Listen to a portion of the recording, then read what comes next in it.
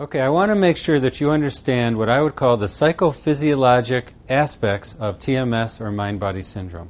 How do components in the mind and structures in the brain work together to produce this syndrome? Here's how it works. You have to understand, of course, that there's a conscious part of the brain and the unconscious part of the brain. It turns out that 95% of our thoughts and feelings are in the unconscious part of the brain. That is, we're not aware of them. This is incredible.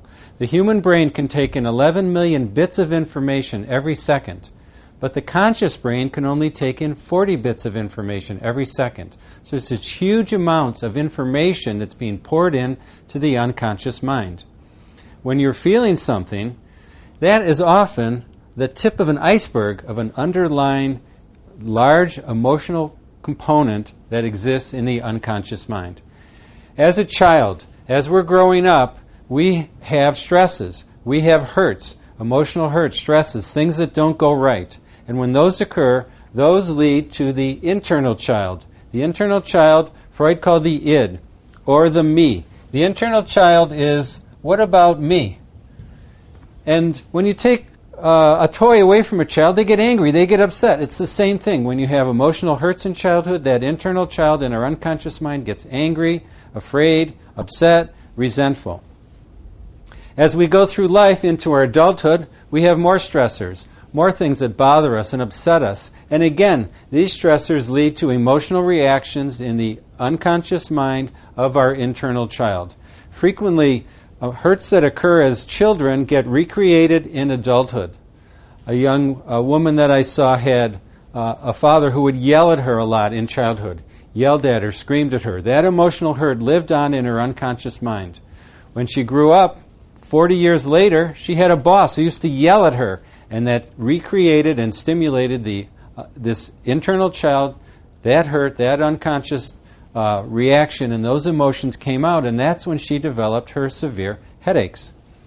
Now, most of the people who see me and who are involved in TMS and have mind-body syndrome are nice people, are caring people, are people who want to be good and do well. They tend to internalize stress and emotions. And these are the personality traits that Dr. Sarno talks about and we talk about that lead to the internal parent. The internal parent is the shoulds, the obligations, what Freud called the superego or the conscience. People with mind-body syndrome often have very strong internal parents. They want to be good, they want to be liked, they tend to blame themselves, they're perfectionistic, they have high expectations of themselves, they try hard, and they're caring, and they care what other people think of them. This is one of the reasons why more women have mind-body syndrome than do men. 90% of the people with fibromyalgia are women. The vast majority of people with migraine headaches, TMJ, irritable bowel syndrome, are women. Because women are nicer, they're more caring. And so what happens is, at times of stress, this internal child is getting angry and upset. And the internal parent is saying, no, calm down, don't rock the boat. And so there's this conflict that's rising within us, conflict between what we want for ourselves, the me, and what we think we should be doing, our obligation. And this conflict, this emotion, this energy needs to come out somehow. It needs to be expressed. But so many of us hold it in and keep it in. And that's the function of the internal adult, Freud called the ego, which says, no, this can't come out. What happens? It comes out in the body, in physical symptoms. It comes out as emotional symptoms of anxiety or depression or panic or worry. The physical symptoms can be headaches, back pain, neck pain, stomach pain, a variety of aches and pains, bladder symptoms, bowel symptoms. And these symptoms are real. They're in the body. But they're caused by this underlying emotional content. Now, what happens in the brain? In the brain, this part of the brain is called the amygdala. This is where emotional memories lie. Emotions are forever, and this whole emotional content is in the brain structure called the amygdala. The amygdala is intimately connected to the autonomic nervous system in the hypothalamus. Part of the autonomic nervous system is the sympathetic system, which is the fight or flight reaction. When emotions get activated, the fight or flight reaction gets activated, and these nerves innervate all cells and fibers of the body. And they can produce these physical and emotional symptoms in our brains and in our bodies. These symptoms are real. We feel them. There's nothing illusionary about them.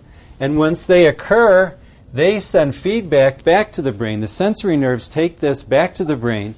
The amygdala gets more stimulated, more emotional content. The autonomic nervous system goes on high alert, fight or flight reaction, and what happens is a vicious cycle that can last weeks, months, years, or decades. The other thing that happens is triggers come into play.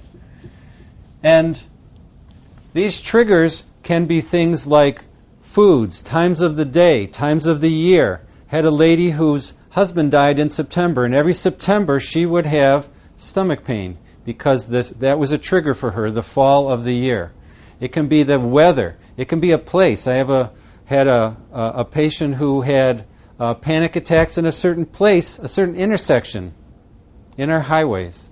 And so these triggers are very real, and they're really like Pavlov and his dogs. Pavlov gave his dogs food, and he rang a bell.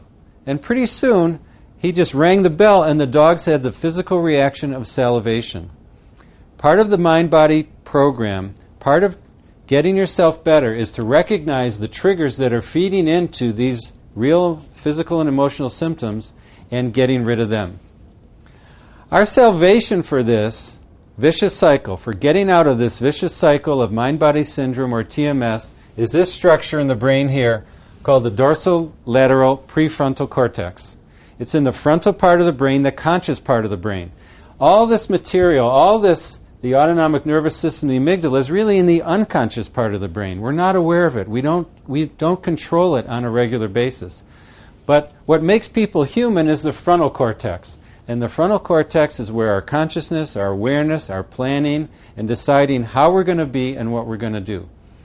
And many studies have shown that when the dorsolateral prefrontal cortex is activated, that can inhibit the autonomic nervous system.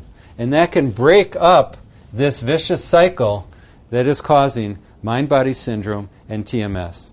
And the educational program that I've put together is mainly to activate the dorsolateral prefrontal cortex by changing our understanding about what the problem is. Yes, the physical symptoms and emotional symptoms are real, but they're caused by stress and emotional reactions to stress that have built up from childhood into adulthood, exacerbated by our own personality factors. So changing our understanding, getting hope, having positive expectations that you can get better. You can take control of this whole situation through working in the mind.